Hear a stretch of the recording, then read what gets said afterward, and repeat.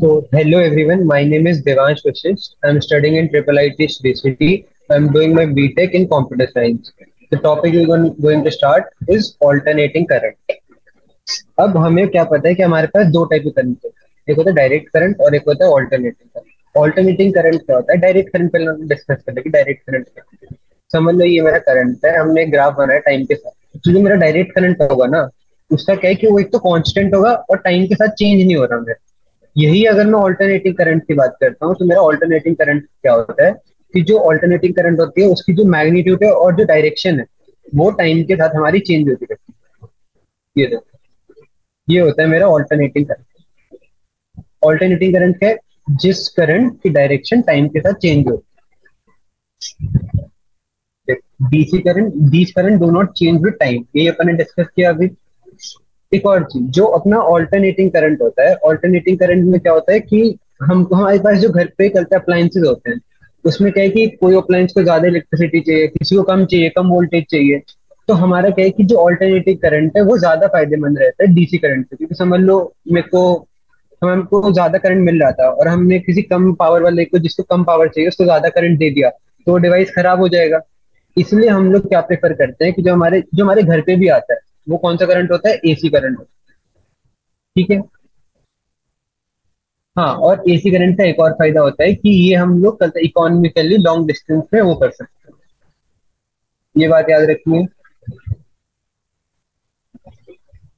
तो अपना पहला टॉपिक है कि हमने क्या किया, हमने एक एसी वोल्टेज मतलब V is equal to VM sine omega T, इसको हमने एक रेजिस्टर के उसमें लगा दिया सर्किट के साथ। ठीक है। अब हम लोग क्या कर रहे हैं कि ये देखो, ये अपना रेजिस्टर है, ये अपनी एसी वोल्टेज। अब हमने यहाँ पे क्या किया है कि हमने यहाँ पे एसी वोल्टेज पास करी। अब हमें किरचॉफ लॉ से पता है कि जो हमारा टोटल वोल्टेज होगा अबाउट अ सर्किट हमारा जीरो होगा। तो यहाँ पे एक तो ये रहा और एक इसकी वजह से जो डिफरेंस आएगा, तो यहाँ पे अपना क्या होगा? E minus I R. आई क्या होगा? मेरा current is equal to zero. और ई मेरा क्या है? अपन को ई ऊपर क्या दिया था? VM sine omega T. यही अपन को एसी यही दिया था वोल्टेज। तो VM is equal to I R लिख सकते हैं हम लोग। तो यहाँ से जो मेरी करंट की वैल्यू आएगी, जो मेरा एक ऑल्टरनेटिंग करंट होगा उसकी वैल्यू क्या होगी? VM by R sine omega T. यहाँ से मैं क्या नोटिस कर पा रहा हूँ कि जो मेरे पास करंट है वो टाइम के साथ चेंज हो रहा है। ये देखो साइन का ग्राफ है। तो जब मैं इसका ग्राफ बनाऊंगा, अब देखो इसका ग्राफ कैसे बनाएंगे अपन वो भी सीख लेते हैं। फिर समझ लो मैंने जब T is equal to zero होगा तो साइन जीरो हो जाएगा। तो साइन जीरो क्या हुआ? जीरो। और जब मेरी यहाँ पे ओमेगा टी की वैल्यू पाई बाई टू होगी तो वीएम की वैल्यू क्या आ जाएगी? वीएम बाय आर हो जाएगी, आई की वैल्यू। तो मतलब जो मेरा मैक्सिमम करंट हो सकता है I M, I is equal to I M, जो हम लोग देखेंगे उसकी वैल्यू होगी वीएम बाय आर। समझो जब मैं ग्राफ बनाऊंगा तो इसका ग्राफ ऐसे बने। और जो मेरा ये है, ये क्या है? मेरा आई एम। आई एम क्या है? मैक्सिमम करंट कितना हमको आ सकता है। और उसकी वैल्यू क्या है? वीएम, जो मेरा मैक्सिमम वोल्टेज आ रहा है, डिवाइडेड बाय। इतना समझ पड़ा सबको? एकदम इजी था ये। ये क्या है? अपना साइन का ग्राफ है। साइन की वैल्यू अपनी कहाँ से? माइनस वन टू वन होती है। तो आई की वैल्यू कहाँ से होगी? Minus V M by R. I की वैल्यू जो होगी वो होगी अपनी minus V M by R से लेके वी एम बाय आर। इतना समझ पड़ा सबको? ये अपना केस किसका है? जब हमने एक ऑल्टरनेटिव वोल्टेज लगाई है तो रेजिस्टर। ये देखिए, यहाँ पे भी यही लिखा है। V M sine omega T is equal to I R. I की value V M by R sine omega.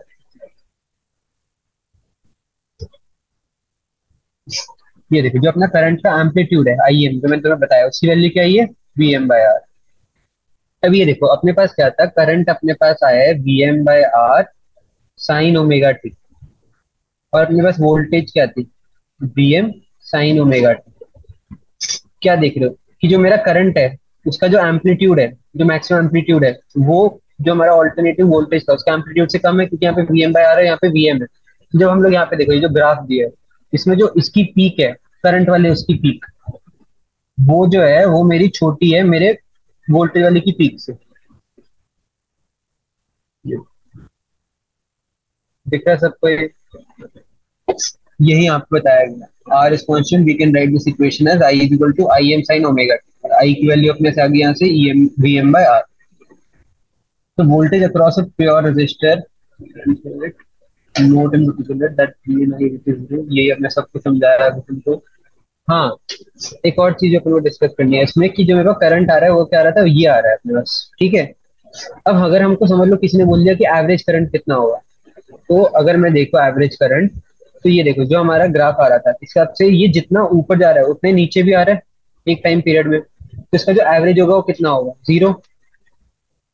क्योंकि जितना ये ऊपर है उतना ये नीचे भी आ रहा है, तो इसमें एवरेज करंट क्या आ रहा है अपना, जीरो।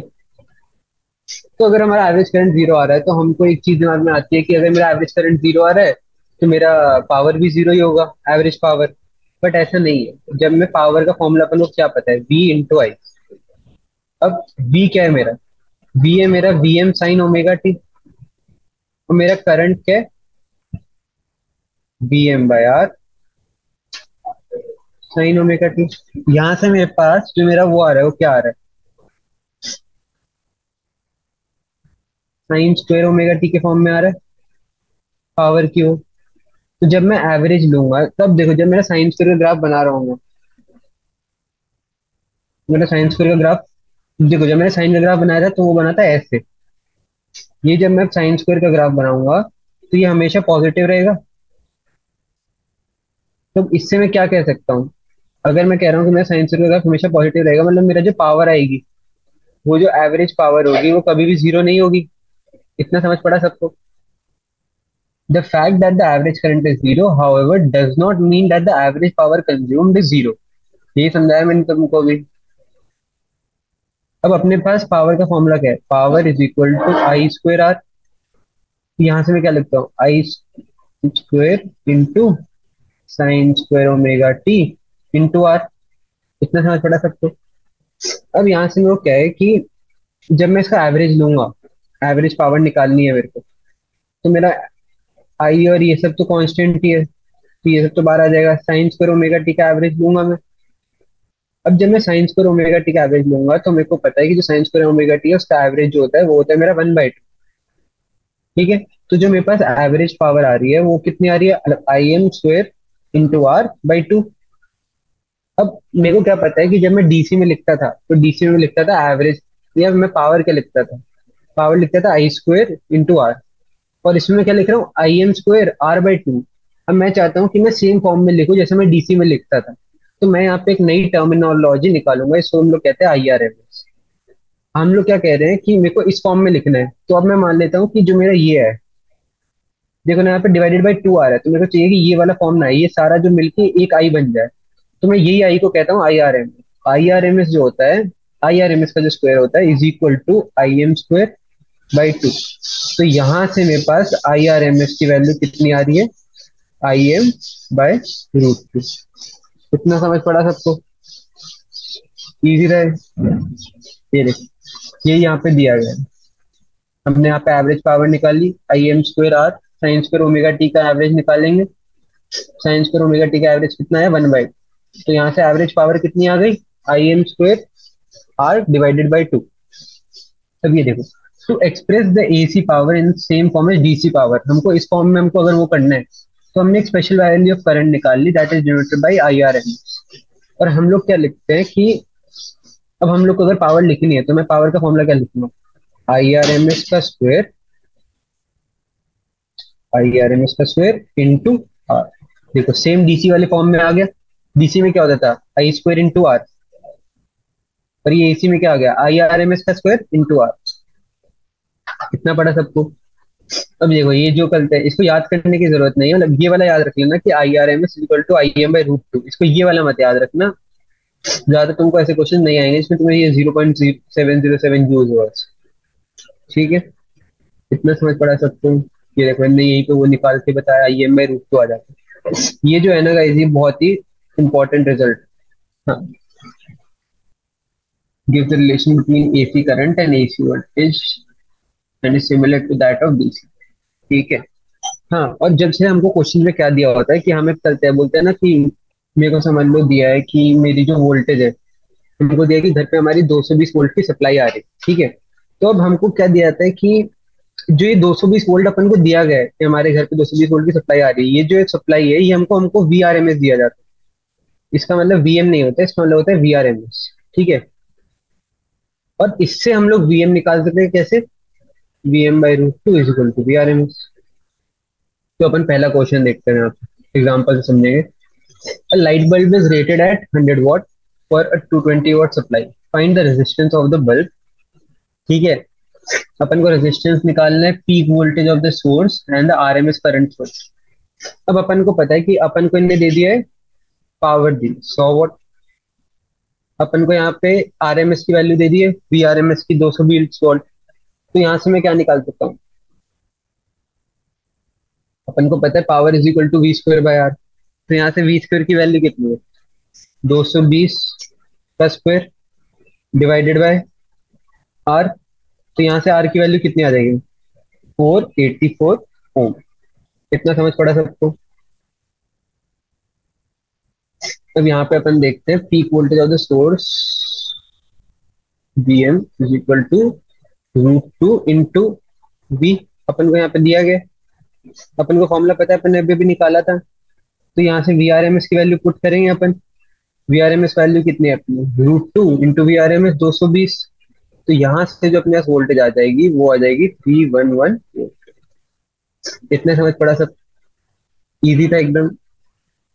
अब मेरे को पूछा गया find the RMS current through the bulb. तो मेरे को क्या निकालना है? RMS करंट निकालना है। अब मेरे पास पावर है, power is equal to IV पता है अपन को, ये फॉर्मूला अपन ने पढ़ा हुआ है।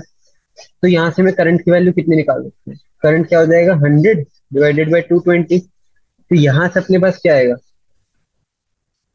यहाँ से अपने पास आएगा 0.45 एम। ये जो है ये अपना IRMS है, ये अपना IM या फिर मेरा पीक करंट नहीं होता। ये जो हमको आया है ना, ये अपने साथ है RMS का। इतना समझ पड़ा सबको? यही समझाया गया है। अब ये देखो, हमारे पास क्या है कि हम कोई फॉर्म, हमारे पास V की वैल्यू क्या होती है? VM sine omega T. अब मैं देखूंगा तो जब मैं चलते हैं, ये देखो, जो मेरी साइन की वैल्यू है स्टार्टिंग में कितनी होती है? 0। उसके बाद चलो हम इसको ऐसे समझते हैं कि ये एक मैं वेक्टर मान लेता हूँ, ठीक है। ये जो वेक्टर है ये मेरा ओमेगा किससे घूम रहा है? Angular frequency. तो ये जो V वेक्टर है ये मेरा T टाइम के कितना घूम चुका होगा? ओमेगा T घूम चुका होगा।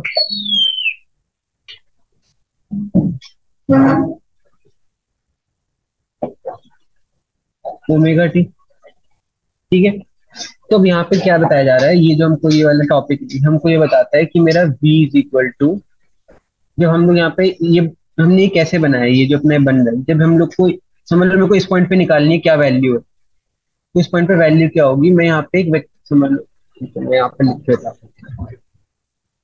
मेरे पास ये ग्राफ है, ठीक है, और मेरे को किसी ने बोल दिया कि इस पॉइंट पे भाई मेरे को बता कि वोल्टेज कितनी है, ठीक है। ये मेरा V वर्सेस टाइम का ग्राफ है। तो अब मैं क्या करूंगा? मैं इस टाइम पे जाऊंगा, तो मान लो ये टाइम है T1, और मेरे को पता है कि ये मेरा साइन का ग्राफ है। तो मेरे को पता है कि जब ये T1 टाइम में ये जो ओमेगा टी ये वेक्टर है कितना घूम चुका, ओमेगा T1 घूम चुका होगा। तो ये जो स्टार्टिंग में जब ये 0 था, अब ये ओमेगा टी घूम के इतना हो गया,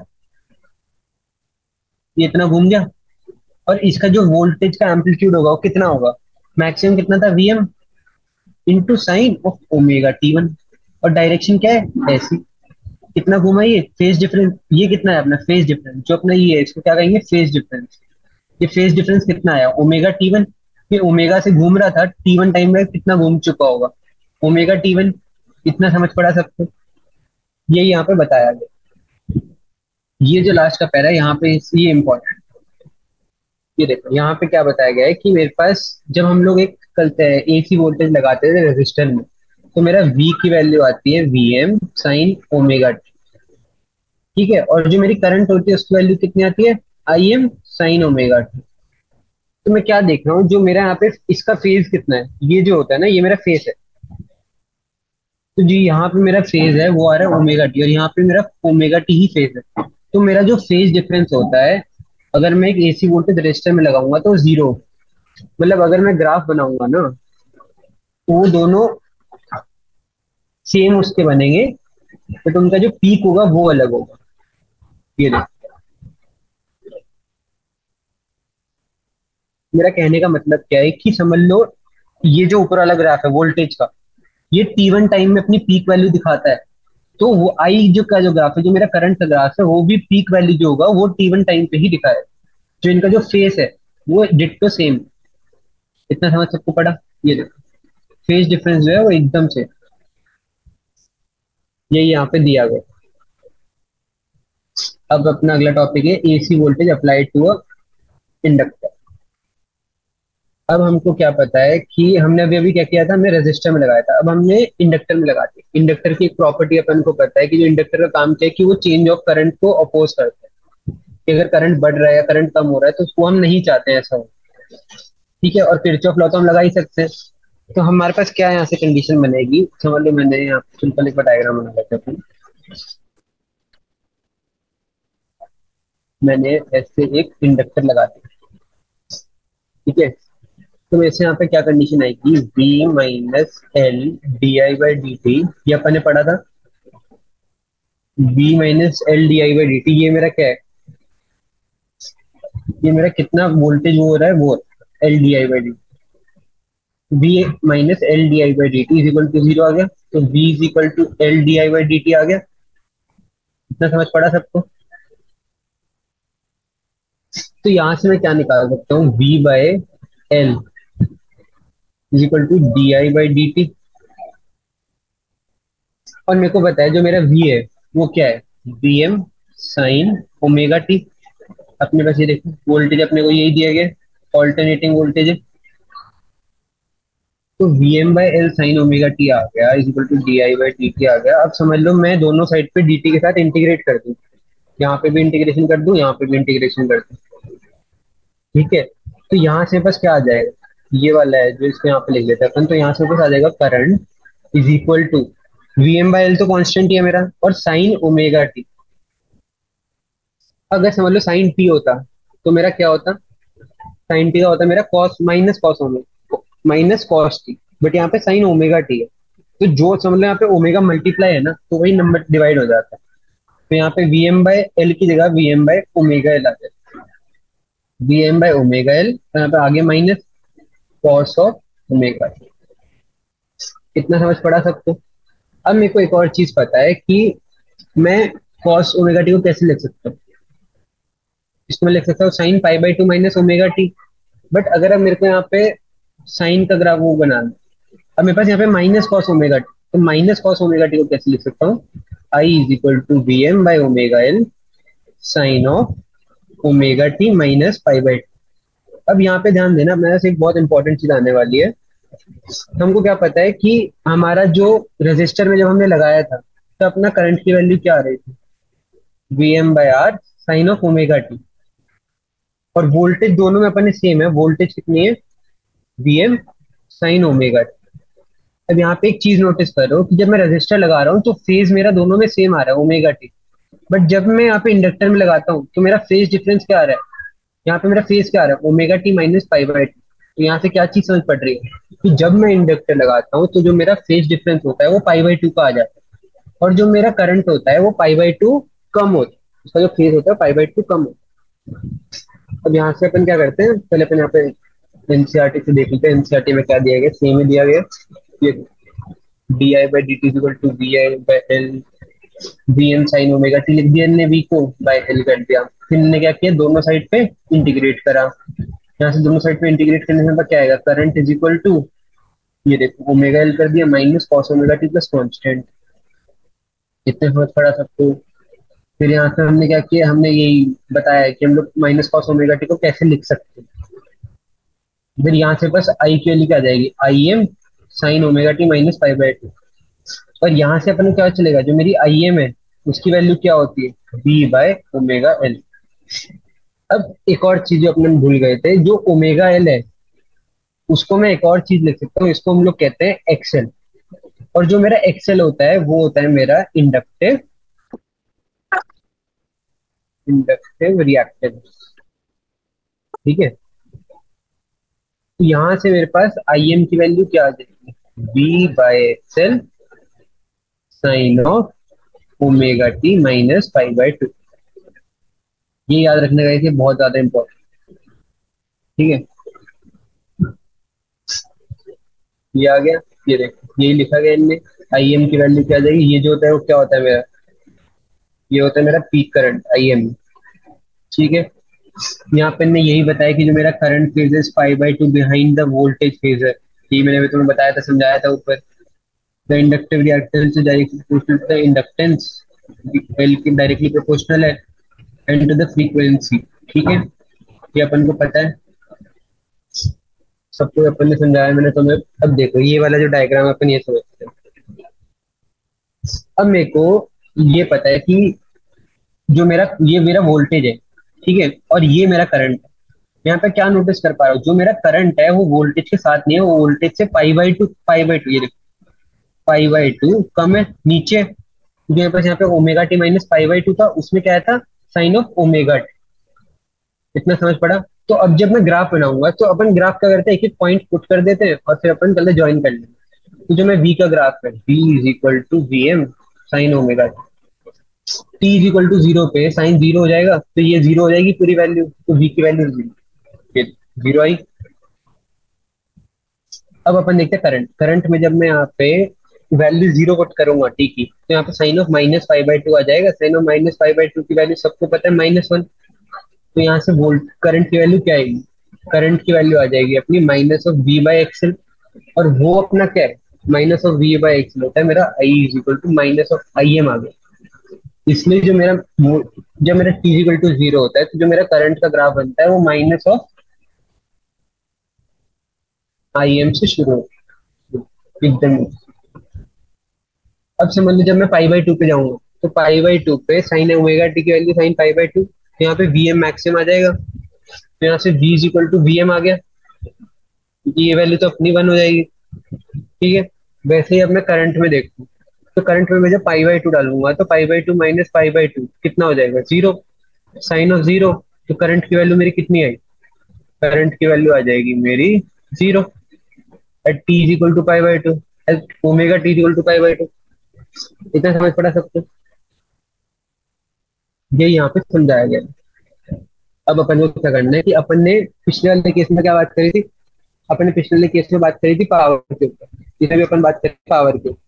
अपन को क्या पता है कि जो मेरा पावर होती है इज इक्वल टू होती है आई इंटू वी। ठीक है, तो मेरे पास आई की वैल्यू कितनी है, I M sine omega T minus pi by two है अपने पास ये। पर अपने पास वोल्टेज की वैल्यू कितनी है, V M sine of omega T, sine of omega T. अब ये sine of omega T minus pi by two को मैं एक बार के लिए कॉस ओमेगा टी के फॉर्म में लिख, ठीक है, तो क्यों कर रहे हैं अपन को पता चलेगा। अब उस केस में क्या हुआ था, अपने रेजिस्टर वाले केस में अपनी जो एवरेज पावर थी वो जीरो नहीं आ रही थी, क्योंकि साइन स्क्वायर का ग्राफ बन रहा था। यहाँ पे देखो क्या हो, ओमेगा टी को मैं sine omega T minus pi by two को minus of cos omega T लिख रहा हूँ into sine of omega T. यहाँ से कुछ क्लिक कर रहे हैं तो क्या हो रहा है यहाँ पे, समझ लो मैं ऊपर और नीचे टू डिवाइड और टू मल्टीप्लाई करती हूँ, तो ये कुछ बन रहा हुआ दिख रहा है तुम्हें, two sine omega T cos omega T. ये किसका फॉर्मूला बन गया, ये अपना साइन टू ओमेगा टी का फॉर्मूला बन गया। तो ये क्या बन जाएगा, एवरेज पावर जो होगी वो मेरी, वो हो जाएगी minus of I M V M by two two sine of two omega. आ गया। अब यहाँ से एक चीज नोटिस करो, sine of two omega T का जो मेरा ग्राफ होता है वो क्या होगा, ऐसे ही होगा। ठीक है, sine of two omega T का ग्राफ ऐसा तो नहीं है कि हर बार पॉजिटिव ही रहेगा, ये वैल्यू पॉजिटिव भी होगी नेगेटिव भी होगी और इक्वली होगी। तो यहाँ से मैं क्या कह सकता हूँ कि जो मेरी एवरेज पावर होगी वो जीरो होगी, क्योंकि जितना ये ऊपर है उतना ये नीचे करंट, देख रहे हो तुम, पावर मेरा करंट नहीं है, जितना ये ऊपर है उतना ये नीचे, तो मेरा जो एवरेज पावर आएगी वो कितनी हो जाएगी मेरी, जीरो हो जाएगी। ये यहाँ पे दिया गया देख, यहाँ पे हमने क्या लिखा, power is equal to I, I क्या, I M sine omega T minus pi by two into V M sine omega T. हमने इसको ऐसे लिख दिया कॉस ओमेगा टी की फॉर्म में, तो यहाँ से साइन टू ओमेगा टी बना दिया इसको। कितना समझ पड़ा? फिर देखो हमने जब एवरेज पावर ली, एवरेज लेंगे तो I M V M by two sine of omega T, इसका एवरेज कितना हो जाएगा? 0। ये अपने करा था, ये देखो समझ पड़ा है सबको? तो मेरा जो रेजिस्टर है उसके केस में एवरेज पावर 0 नहीं है, बट इसके केस में मेरी जो एवरेज पावर आती है वो मेरी 0 आती है। ठीक है, इजी था ये। अब चलो ये क्वेश्चन है, यहाँ पे अपन पहले क्वेश्चन करते हैं 1.2। क्वेश्चन में अपन को क्या दिए है कि और इंडक्टर, इसका अपन को क्या दिया है? एल दिया है 25 इंटू 10⁻⁻3। ठीक है, और अपन को क्या दिया गया है? अपन को दिया गया है कि मेरी जो वोल्ट है इज इक्वल टू 220 वोल्ट। ठीक है, और अपन को क्या दिया है? और अपन को दिया है frequency is equal to 50 hertz. ठीक है, तो यहाँ से जो मेरा एक्सेल है उसकी वैल्यू क्या आ जाएगी? 2 पाई into frequency into L. L की वैल्यू कितनी है अपने? 25 इंटू 10⁻⁻3। एक चीज याद रखो गाइस, जो मेरा ओमेगा होता है उसके दो फॉर्मूला होते हैं। एक होता है 2 पाई बाई टी, और यही अपन 1/t को क्या लिख सकते हैं? फ्रीक्वेंसी लिख सकते हैं। तो 2 पाई इंटू फ्रीक्वेंसी, तो यहाँ से एक्सेल की वैल्यू आ गई अपने पास, ये आ जाएगी। इसको जब सॉल्व करेंगे तो जो मेरी एक्सेल है उसकी वैल्यू कितनी आ जाएगी? 7.85 ओम। कितना समझ पड़ा? अब मेरे को निकालना क्या है? मेरे को निकालना है, एक तो इंडक्टिव रिएक्टेंस निकालनी थी और एक अपन को निकालना था आरएमएस करंट। ये आ गई अपनी इंडक्टिव रिएक्टेंस। अब अपन निकालेंगे आरएमएस करंट। आई आरएमएस क्या होगा मेरा? V R M S by XL. एक चीज हमेशा याद रखना गाइस, जो अपन को ये दिया गया 220 वोल्ट, ये मेरी पीक करंट नहीं होता, ये मेरा आरएमएस करंट होता है। तो यहाँ से जब मैं आई आर एम एस निकालूंगा तो जो मेरी आई आर एम एस की वैल्यू होगी वो होगी 220 volt divided by XL. XL की वैल्यू कितनी है अपनी? 7.85। यहाँ से मेरे पास करंट की वैल्यू कितनी आ जाएगी? आरएमएस, आरएमएस की वैल्यू आ जाएगी 28 एम्पियर। पढ़ा समझ सबको? बहुत इजी था एकदम। अब अपन पढ़ेंगे AC voltage applied to capacitor. ठीक है, कैपेसिटर के केस में अपन को पता है, कैपेसिटर के केस में अपन को क्या पता है? कैपेसिटर के केस में अपन को पता है कि V is equal to Q by C होता है।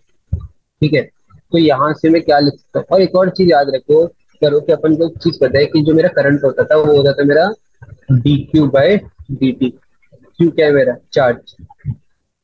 ठीक है, D Q by D T. तो अपन को क्या करना है, यहाँ पे अपन को करंट के फॉर्म में कुछ बनाना है। तो मैं क्या करूंगा? V into C is equal to Q आ गया।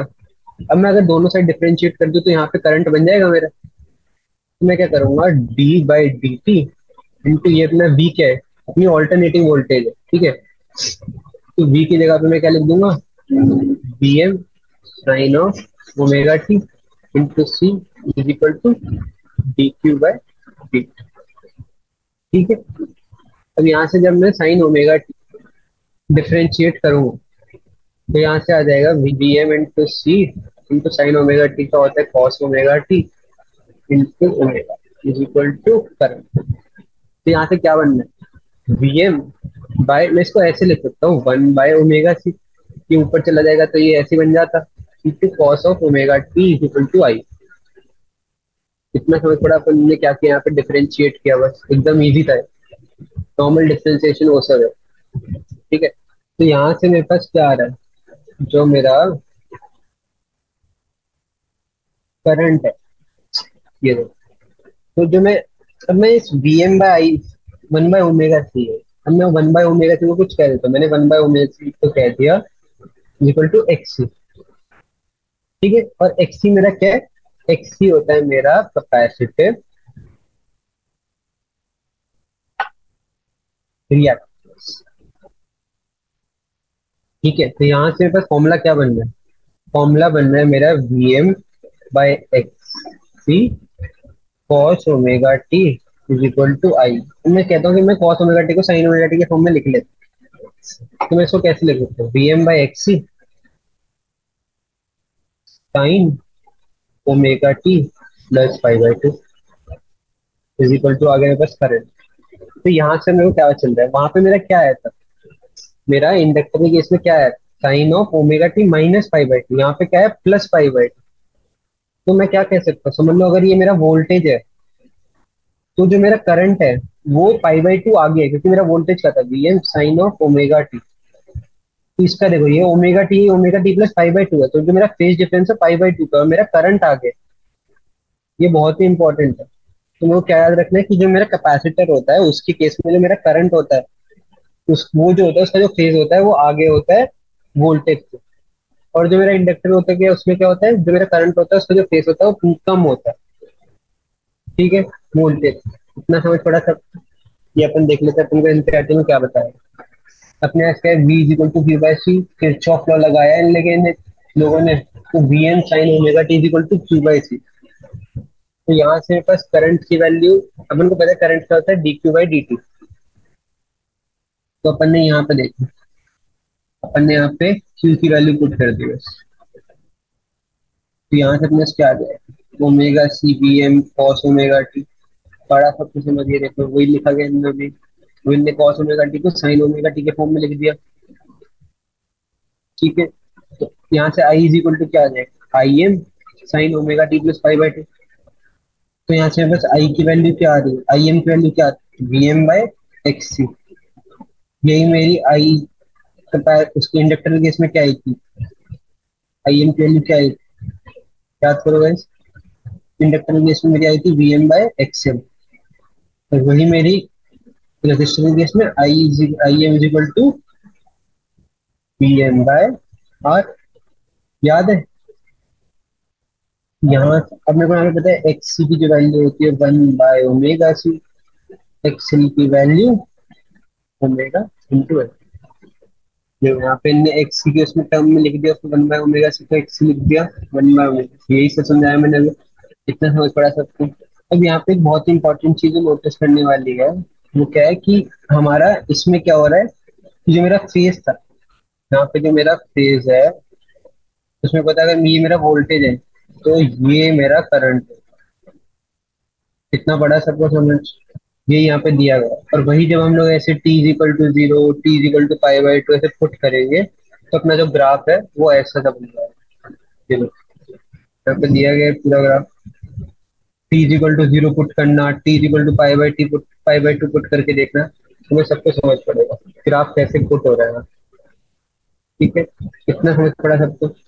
अब यहाँ पे देखो, हमने हर बार क्या कर रहे थे, हम हर बार एवरेज पावर की बात करते हैं, तो इस केस में भी बात करें एवरेज पावर। मैं यहाँ पे कह रहा हूँ average power is equal to V into I. ठीक है, पहले पता है अपन को V M sine omega T, I की value I M cos omega T. ऊपर और नीचे मैंने टू से मल्टीप्लाई डिवाइड किया, तो V M I M by two into two sine omega T cos omega T. इसको मैं क्या लिख सकता हूँ, sine of two omega T. तो V M into I M by two into sine of two omega T. तो मेरे को आता है sine of two omega T का ग्राफ कैसे बनेगा, ऐसे बनेगा। तो मेरे को पता है जितना ये ऊपर है उतना ये नीचे भी है, तो जो मेरा वो होगा एवरेज पावर, तो कितनी आ जाएगी मेरे को, जीरो। देखो ना, एक टाइम पीरियड में जितना ये ऊपर है ग्राफ उतना ये नीचे भी है, जब मैं एवरेज लूंगा मेरा जीरो आ जाएगा। पढ़ा सबको समझ? ये यहाँ पे दिया गया देख, तुमने इसको ऐसे लिख दिया इस फॉर्म में, फिर divide by two multiply by two करके यहाँ पे sine of two omega T कर दिया। और जब हम लोग एवरेज लेंगे तो ये तो सारा कांस्टेंट है, इसका एवरेज फिर लेंगे तो क्या होगा, जीरो। ओवर कंप्लीट साइकिल इसका एवरेज होता है जीरो। और अपन को यहाँ पे मैंने तुम्हें क्या बताया, जो मेरा करंट होता है वो मेरा पाई बाई टू आगे, ये जो मेरा करंट होता है वो पाई बाई टू आगे। तो इतना बड़ा सबको समझ। अब हम लोग बात करेंगे क्वेश्चन नंबर 7.4। ठीक है, एग्जाम्पल 7.4 में अपन को क्या दिया गया है, अपन को दिया है कि जो मेरी वोल्टेज है वी आर एम एस, वो अपन को दिए 220, अपन को फ्रीक्वेंसी दी है 50 हर्ट्स। ठीक है, और अपन को कैपेसिटर दिया है 3 × 10⁻⁻, कैपेसिटेंस इतने दिया था। ठीक है, अब अपन को क्या पूछा है, अपन को पूछा गया है कि find the capacitive reactance. Capacitive reactance क्या था अपने, one by omega C. Omega की वैल्यू अपन को पता है, one by two into pi into frequency कितनी है 50, ठीक है, और सी की वैल्यू कितनी है 15 इंटू 10⁻⁻6। इसको सॉल्व करो और यहाँ से अपने आंसर कितना आ जाएगा 212 ओम। एक्स की वैल्यू आ गई, एक पार्ट हो गया अपने सॉल्व। अब अपन को बोला गया है कि मुझे कैपेसिटिव रिएक्टेंस अंदर करंट करंट की अपन को आरएमएस और वो वैल्यूज पूछी। अपने पास वी आर एम एस है, तो V R M S divided by X C is equal to I R M S. तो आई आर एम एस कितना आ जाएगा मेरे पास 220 वॉट डिवाइडेड बाई 212, तो यहाँ से आ जाएगा 1.04 एम्पीयर। कितना पड़ा सबको समझ, यही दिया गया अपन को गाइस। अब अपन को अगर निकालना है पीक करंट, तो पीक करंट की वैल्यू आती है I M is equal to √2 into I, तो √2 कितना 1.414 इंटू 1.04। तो यहाँ से पर जो करंट की वैल्यू मैक्सिमम आएगी वो आ जाएगी 1.47। सबको समझ पड़ गया इतना, इजी था एकदम। अब उनको पूछा गया है कि अगर मेरी फ्रीक्वेंसी बढ़ेगी तो कैपेसिटिव रिएक्टेंस क्या होगा।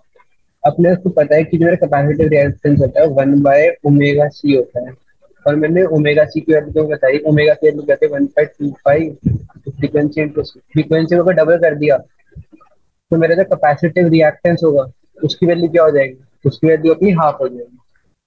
इतना बड़ा सबको समझ, यही यहाँ पे दिया है, the capacitive reactance is half if the current is double। ये वाला एग्जांपल देख लेते हैं अपन। A light bulb and an open coil inductor are connected to the AC source. The switch is closed and after some time an iron rod is inserted into the interior of the inductor. The glow of the light will increases, decreases or is unchanged as the iron rod is inserted. Give your answer with reason। देखो guys क्या होता है, जब मैं iron rod अंदर डालूंगा तो क्या होगा कि जो मेरा मैग्नेटिज्म है वो बढ़ेगा, और मेरा क्या होगा जो मेरा इंडक्टेंस है वो मेरी कम हो जाएगी। अब मेरी इंडक्टेंस कम होगी, मेरी एक्सेल की वैल्यू डिक्रीज होगी, एक्सेल की वैल्यू डिक्रीज हुई तो जो मेरा करंट होगा उसकी वैल्यू क्या होगी, सॉरी जब मैं करंट को डालता हूँ तो जो मेरा इंडक्टेंस होता है उसकी वैल्यू इंक्रीज होती है। अब मेरी इंडक्टेंस की वैल्यू इंक्रीज होती है, मेरा एक्सेल है उसकी वैल्यू क्या होगी इंक्रीज होगी। इंक्रीज हुई तो इसमें बस क्या आएगा वी बाय एक्सेल है। एक्सेल की वैल्यू अगर इंक्रीज हो रही है तो जो मेरा करंट है उसकी वैल्यू क्या होती है डिक्रीज होगी, और अगर मेरी करंट की वैल्यू डिक्रीज होगी तो मेरा जो ग्लो ऑफ बल्ब है वो क्या होगा, वो मेरा डिक्रीज। यही यहाँ पे लिखा गया। As the iron rod is inserted, the magnetic field inside the coil magnetizes the iron, increasing the magnetic field inside it. Hence, the inductance of the coil increases. Consequently, the inductive reactance of the coil increases. As a result, a larger fraction of the applied AC voltage appears across the inductor, leaving less voltage across the bulb. Therefore, the glow of the bulb light bulb decreases. इतना पड़ गया सबको समझ। अब अपन बात करेंगे, अगर समझ लो मैंने एसी वोल्टेज लगा दिए एलसीआर सर्किट। एलसीआर सर्किट से मैं क्या कहना चाहता हूँ कि एक ऐसा सर्किट जिसके अंदर मेरे पास रिएक्टेंस भी रेजिस्टर भी हो, मेरे पास कैपेसिटर भी हो और मेरे पास इंडक्टर भी हो। तो यहाँ पे मेरा एक ऑल्टरनेटिंग हो, तो मेरे को क्या पता है, अगर समझ लो ऐसा है तो मेरे पास V इज इक्वल टू क्या आ जाएगा L D I by D T inductor की वजह से, plus I R plus Q by C, ये अपन को पता है तीनों की वजह से आया। यहाँ से मैं क्या लिख सकता हूँ कि जो मेरा ये यहाँ पे पहले ने यही दिया किरचॉफ लॉ लगाया अपन ने, तो V minus L D I by D T minus I R plus minus Q by C equal to 0 आ जाएगा। सब उधर लेके जाएंगे तो ये अपना ये हो जाएगा, ये अपने पास इक्वेशन आ जाएगी। कितना बड़ा सबको समझ। अब देखो यहाँ पे लोग क्या समझाना चाह रहे हैं कि अब मेरे पास ये है, अब एक बंदा क्या कहेगा कि अपने पास ये मेरा क्या होता है, इसको मैं कह रहा हूँ पहले लोग कह रहे हैं वी आई होता है, ये होता है अपना वी आर और ये होता है वी सी। ठीक है, कितना याद रखना। अब मैं कह रहा हूँ कि मेरे को पता है कि अगर ये मेरा वी आर है, ठीक है, तो मेरे को पता है जो मेरा कैपेसिटर होता था उसमें जो मेरी वोल्टेज होती थी उसका जो फेज होता था वो करंट के फेज से कम होता था, कितना पाई बाई 2। तो यहाँ पे जो मेरा वोल्टेज है उसका जो स्वीप करंट और इसकी जो वो थी डायरेक्शन सेम होती थी, तो ये मैं मान रहा हूँ कि करंट की डायरेक्शन ये है। तो मेरे को पता है जो मेरा कैपेसिटर होता है उसमें वोल्टेज कहते फेज कम होता था पाई बाई, तो ये आ जाएगा मेरा वीसी और ये आ जाएगा मेरा वीएल, कि वीएल में मेरा ज्यादा होता है पाई बाई। अब नॉर्मल हम लोग क्या सोचते हैं कि अपन सीधा ऐड कर देंगे, बट यहाँ पे ऐड नहीं होगा, ये वेक्टर है। वेक्टर में क्या होता है, अपन को पूरा वो लेना पड़ेगा, वेक्टर एडिशन करना पड़ेगा। वेक्टर एडिशन कैसे होगा, मैं मान के चलता हूँ कि जो मेरा वीसी है वो बड़ा है, ठीक है, ये मान लिया हमने, नहीं ऐसे मतलब वो एज्यूम कर रहा हूँ कि वीसी मेरा बड़ा है। तो मैं ये कह सकता हूँ वी एम का जो स्क्वायर है is equal to V R का square plus V C minus V L का होल स्क्वायर। इतना समझ पड़ा था तो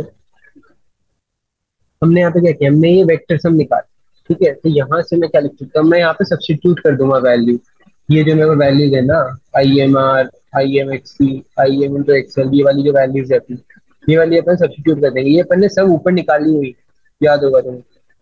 अपन क्या लिखते थे, I equal to V by R V by O, ठीक है। तो अपन ने क्या किया, अपन यहाँ पे जब वैल्यू सब्स्टिट्यूट करी तो यहाँ पे वैल्यू सब्स्टिट्यूट करते I M into R square plus I M into X C का होल स्क्वायर, एक्स माइन नहीं ऐसे नहीं लिखेंगे अपन, अपन लिखेंगे एक्स एल आउट। तो यहाँ से अपन क्या आ जाएगा, अपने को यहाँ से अपन आई एम का होल स्क्वायर कॉमन ले ले, तो आई एम का होल स्क्वायर कॉमन लिया तो अंदर आ जाएगा R square plus X C minus XL का होल स्क्वायर। यहाँ पे ध्यान देना है, यहाँ पे बहुत इंपॉर्टेंट चीज आ रही है। तो यहाँ से मैं करंट को क्या लिख सकता हूँ, current is equal to V M by R, V M कहते हैं वोल्टेज का स्क्वायर होगा, ठीक है, जी V square is equal to वो है। तो बी एम का स्क्वायर, जब हम लोग यहाँ पे आई को, ये वाला जितना सारा पार्ट है ना जो अपने यहाँ पे था, ये वाला सारा पार्ट अपन डिनोमिनेटर में ले जाएंगे और अंडर रूट ले रहे हैं, तो हम लोग स्क्वायर रूट ले रहे हैं दोनों से। यहाँ पे under root of R square plus X C minus XL का होल स्क्वायर, ठीक है। और मैं क्या कहता हूँ कि जो मेरा ये R square plus XL minus X C minus XL का होल स्क्वायर है, इसको मैं कहूंगा इम्पिडेंस। जो मेरा जेड होता है इम्पिडेंस, ये बहुत इंपॉर्टेंट चीज है गाइस, इसको याद रखना। Impedance is equal to, spelling देख लेना एक बार, शायद से किया है, impedance is equal to under root of R square plus X C minus X का होल स्क्वायर, ठीक है। कितना समझ पड़ा है सबको, ये देखो यहाँ पे भी इनने सब कुछ सेम, हमने देखो वेक्टर बनाया और वैसे ही करा जैसे अपन ने किया था। यहाँ से अपने क्या आ जाएगा, ये देखो V M by R square plus X C minus XL का होल स्क्वायर। ये सब कुछ समझाया मैंने तुम्हें, यहाँ पे जो भी लिखा है सब कुछ मैंने तुम्हें समझा दिया। तो यहाँ से अपने हमने एक नया इंट्रोड्यूस किया था, जेड। जेड क्या है मेरा, ये बताया मैंने तुम्हें। अब अपन बात करते हैं जो फेज डिफरेंस आ रहा है, ठीक है। समझ लो ये आया मेरे पास आर है, ठीक है, मैं वी आर की जगह पे आर, और ये आया था मेरा रिजल्टेंट। अब मैं मान रहा हूँ कि जो मेरा वो है, ये है मेरा XL minus XC minus XL, और ये आया था मेरा रिजल्टेंट, बी में रिजल्टेंट मान, ठीक है। और ये जो है वो है मेरा फेज डिफरेंस फाइव। तो यहाँ से मैं क्या कह सकता हूँ, समझो मैं एक ट्राइंगल बना लूँ, ठीक है, और ये अपना जेड होगा, रिजल्टेंट में अपन जेड, तो ये मेरा जेड है, ये मेरा है एक्सएल माइनस एक्सी, और ये आ गया मेरे पास आर, ठीक है। तो यहाँ और ये मेरा क्या है, फेज डिफरेंस। तो यहाँ से मैं कह सकता हूँ कि जो मेरा tan फाई है, tan फाई की क्या वैल्यू होगी, this by this XL minus XC divided by R, ठीक है। तो यहाँ से बस क्या समझ पड़ता है कि जो मेरा फेज डिफरेंस आता है वो आता है मेरा XL minus XC by R, और वो डिपेंडेंट होता है एक्सएल एक्सी और आर की वैल्यूज के ऊपर। इतना समझ पड़ा सबको। तो मैं क्या, अब यहाँ पे देखो ये इनमें यहाँ पे बताया XC minus XC by R, it's right angle triangle with Z as hypotenuse, अपना हाइपोटेन्यूज आएगा। अब यहाँ पे मैं क्या कह रहा हूँ कि अगर मेरा XC is greater than XL है, अगर मेरा XC जो है वो मेरा ग्रेटर देन XL है, मैंने यहाँ पे क्या कर दिया कि मैंने मान लिया था कि मेरा, मैं कहता यहाँ पे XC माइनस XL होगा, XL माइनस XC, ठीक है, XC माइनस XL। तो जब मैं यहाँ पे बोलूंगा, अगर मेरा XC या फिर मेरा, हाँ XC अगर मेरा बड़ा है, तो मेरा जो tan फाई होगी उसकी वैल्यू पॉजिटिव होगी, तो मतलब जो मेरा फाई होगा वो पॉजिटिव होगा। यही अगर मेरा XL बड़ा हो जाए तो मेरा जो फाई होगा वो नेगेटिव हो जाएगा। ये देखो यही दिया गया, अगर XC is greater than XL then phi is positive and the circuit is predominantly capacitive. Consequently the current in the circuit leads to the source voltage. अगर मेरा XL बड़ा है तो phi is negative and the circuit is predominantly inductive and the consequently current in the circuit lags the source voltage. पढ़ेगा समझ सकते हो, वही बताइए कि अगर मेरा फाई पॉजिटिव होगा तो मेरा जो वो है वो कहता है वोल्टेज से बड़ा होगा, मतलब उस पर वो लैग नहीं कर, वो लीड करेगा वोल्टेज, मतलब जो मेरा करंट होगा वो पॉजिटिव है, मतलब ये मेरा अगर वोल्टेज है तो ये मेरा करंट है ऊपर के। बट यही अगर कल से मतलब मेरा कैपेसिटर छोटा हो जाए तो मेरा क्या होगा, ऐसे होगा। पड़ गया सब कुछ, यही यहाँ पे दिया गया। अब अपन क्या है, जब हम लोग यही अगर चीजों में ग्राफ बनाएंगे अपने, अपन लोग समझने से ग्राफ बनाए, तो जब हम लोग एक एक करके वैल्यूज पुट करनी शुरू करेंगे ना, तब हम लोग क्या देखेंगे कि जो मेरा वोल्टेज का ग्राफ है और जो मेरा यहाँ पे करंट का ग्राफ बन रहा है, इसकी जो पीक वैल्यूज के बीच में जो गैप है, ये मेरा फेज डिफरेंस, और जो ये मेरा फेज डिफरेंस है इसकी वैल्यू क्या है, tan inverse XC minus XL by. कितना समझ पड़ा सबको, एकदम इजी चीज है ये, सबको समझ पड़ गया होगा ये।